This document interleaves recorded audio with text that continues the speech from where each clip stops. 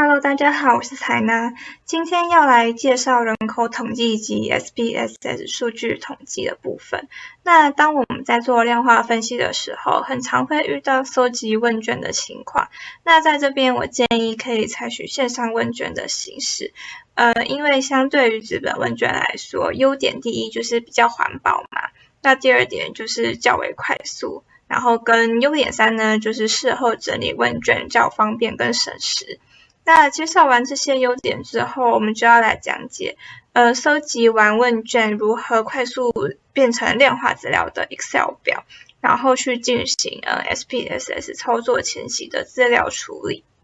然后我们先来讲解研究架构图，那总共会有4个自变数，分别表示为 M、O、A 跟 CSR， 那我们简称为 C 的部分。然后中介变数呢，我们简称为 CB 跟 BI 两个。然后因变数我们有2个，一个是 BT， 另外一个是 PI。然后我们总共要收集的资料是500笔的资料。首先我们可以看到原本的人口统计的这一个模板，然后我们需要统计的分别为男女人数跟年纪的部分。所以首先我们会需要看到线上问卷的方式，那这边我会以 SurveyCake 为例子。那当我们收集好问卷之后，点选右边的这一个3个点点，然后按明细汇出。好，然后首先我们要选出汇出的答案是 Excel 格式，然后它就会开始慢慢的去下载，然后我们需要等待一些时间这样子。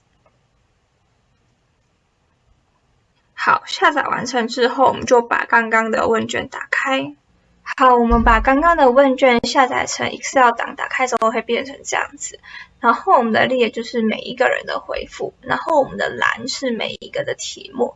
然后我们要做人口统计的话，我们要先找到性别，那将男性的 male 这个部分复制起来，然后 Ctrl+H， 然后我们要将男性的代号称为1，然后全部取代。然后我们女性呢要取代成2，这样才能放到 SPSS 里面进行资料处理的部分。好，然后这边是2，全部取代，然后这样就性别这边就处理完毕了。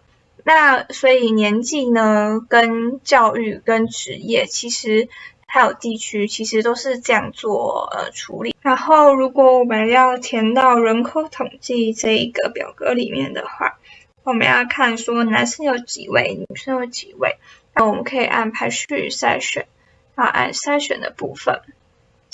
那这个部分的话，我们要选择性别，1是男生嘛，那我们就把2给勾掉，跟不方便透露也勾掉，确定。然后我们就可以数说，比如说18、29岁到底男生有几位，然后这边也是，然后50到59岁到底有几位去做加总，填到刚刚的那个模板里面去。然后关于 SPSS 叙述统计前期 Excel 整理的话，首先我们要先处理 Excel 的中文都变成英文及数字，然后才能丢进去 SPSS 的软体进行处理。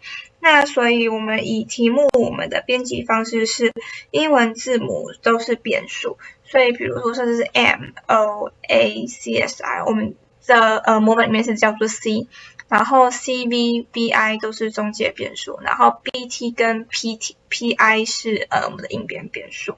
然后呢我们就拉到最前面的部分，我们就会帮每一题问题进行编号。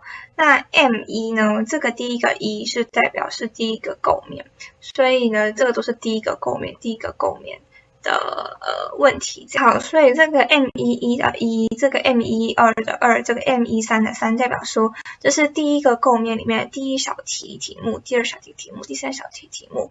所以我们会将同一个构面的题目进行平均。那我们用的公式就是很简单，就是等于 sum， 然后进行除以3的部分，因为它是有3个小题嘛，如果是4个小题就是除以4。然后每一个构面都是这样做平均嘛，然后平均完之后，后面我们的构面呢，我们会另外拉出来也做平均。那这个呢，构面的话，我们就可以看到，像 M 的构面，我们就是帮每一个M 的构面呢进行相加总，那它就是有3个构面，然后进行除以3的平均，就会我们变成是这个变数的数值。那它的数值就是3.5。然后我们的 Table 3A 为判别名目变数与应变数是否一样，然后 Table 3B 就是判别说主要变数与应变数是否一样。所以呢，接着呢，我们就会打开我们的 SPSS 的软体。好，我们将 SPSS 打开之后，我们就按档案汇入资料，然后汇入刚刚已经整理好的一个 Excel 档。然后我们就是这一个档案，然后按开启，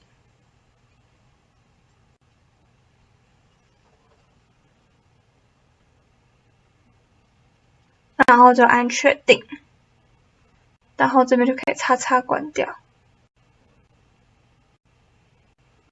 好，我们汇进来之后，先讲一下就是one-way ANOVA 的定义，那就是检测说确定各个名目变数、应变数是不同的这样子，那我们也才可以跑后面的数据。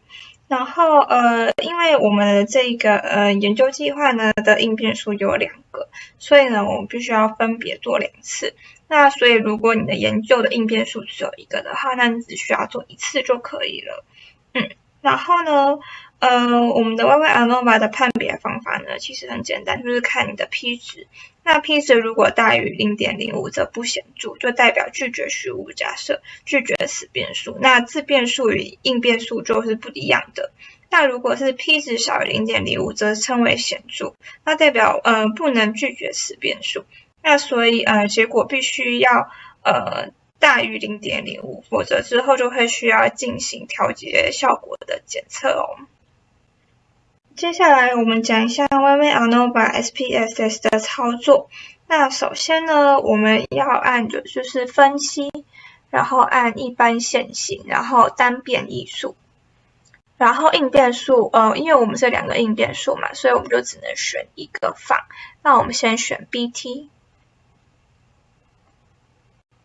好，然后呢，我们要检测的人口统计的话，我们会选择我们的表格上有的年纪、性别跟我们的区域放在固定因子的部分，然后其他的地方基本上都不太会需要动到，对，然后我们就按确定。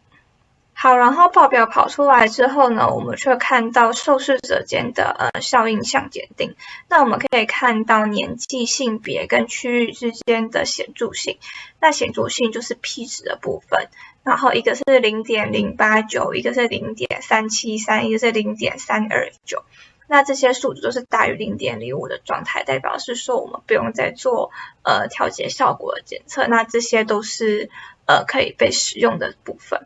那 F 值的话就是看这一边，就是 1.842、0.989、1.148这样子。然后关于叙述统计的部分的话，我们的 SPSS 操作方式就是按分析，然后按叙述统计，然后次数分配表。然后我们的变数呢，就会将所有的变数拉进来，就是不管你是一个应变数还是2个应变数。